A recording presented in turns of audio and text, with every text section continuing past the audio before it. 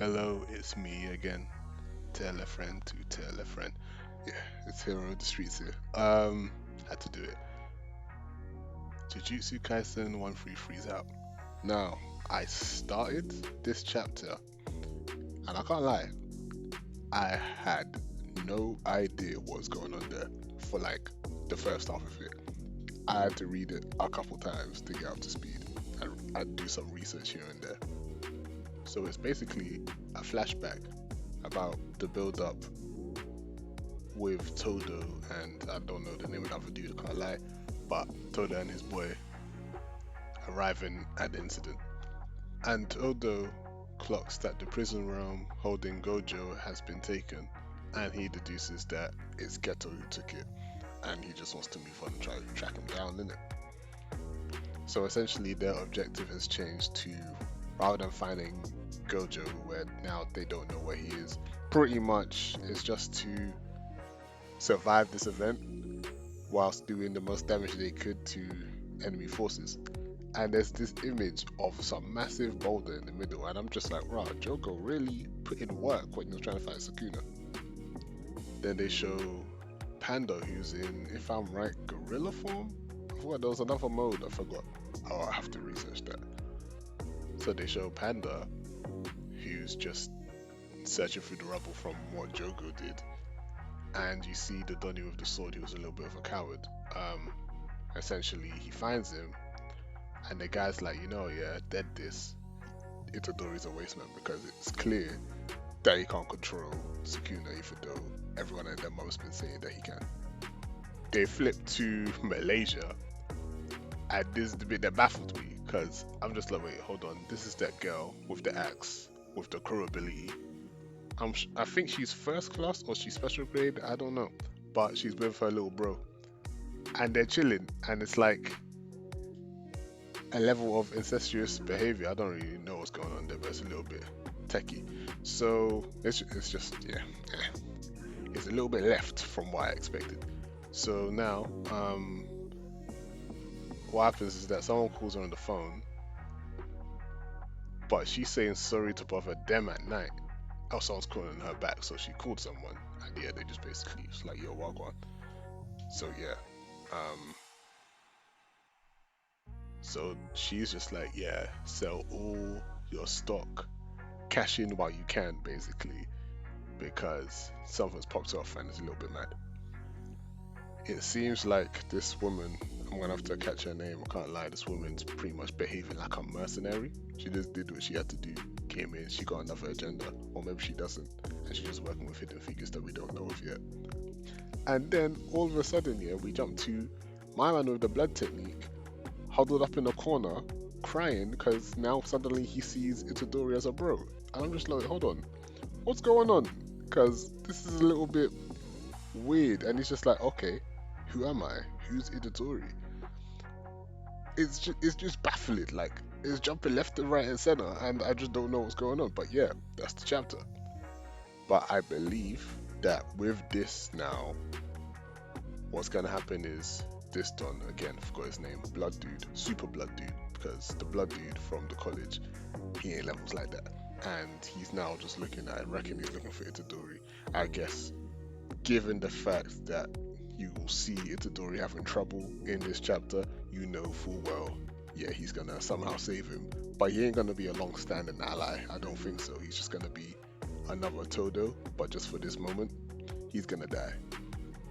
What made me laugh here about this chapter though is the way that they're like, okay, so this is the location. So now they popped, they no, so now they switched to the main event. Itadori, Geto, and Mahito with his question about whether he should save him. And they actually put the little location down. So they say it's 11:36 p.m. and the remains of the Shibuya police station at Udagawa police box. If you see the image, yeah, it's just a wasteland. So what's the point of all of this, bruv? Just say you're in You didn't have to do that, but yeah. And Itadori obviously clocks that he's a problem and he tries to take it to Geto.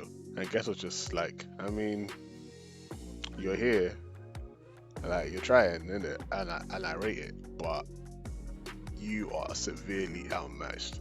we need to remember that essentially Geto is level. Well, it's unfair to say he's in the same tier as Gojo because he's looking at Gojo like anyone else is looking at Gojo.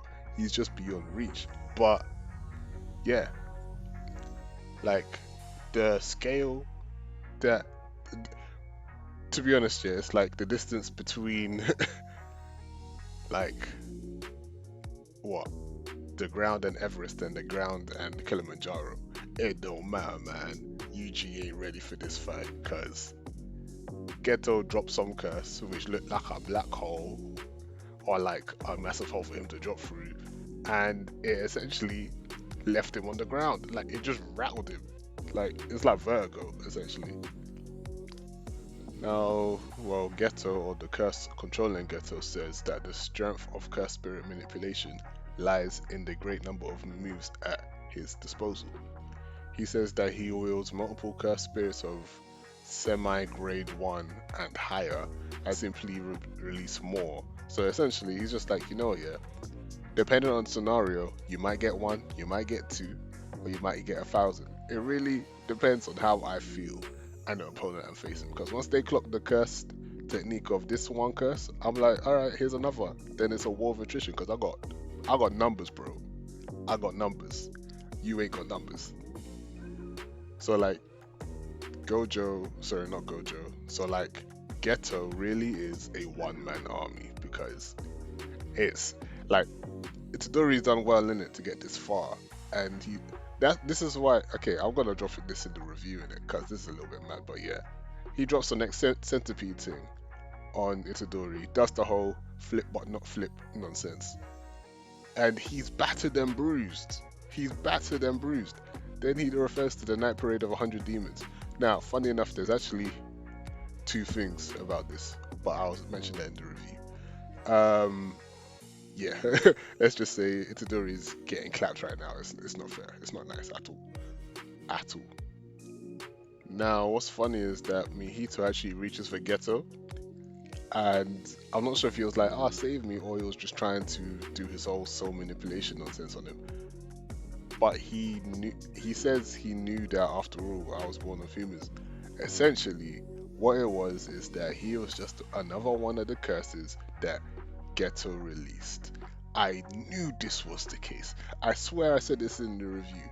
Like, okay, I guess I gave my theories about the directions this could go, but essentially, I g- actually I didn't say this, did I?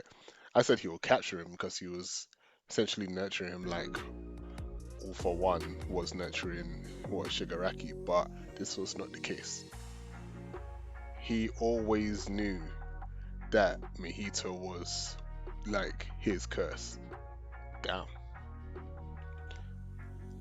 Like, and it seems like Mahito knew too, but this is not fair. So essentially, what happened is this, innit? He said, "Go off in the wild.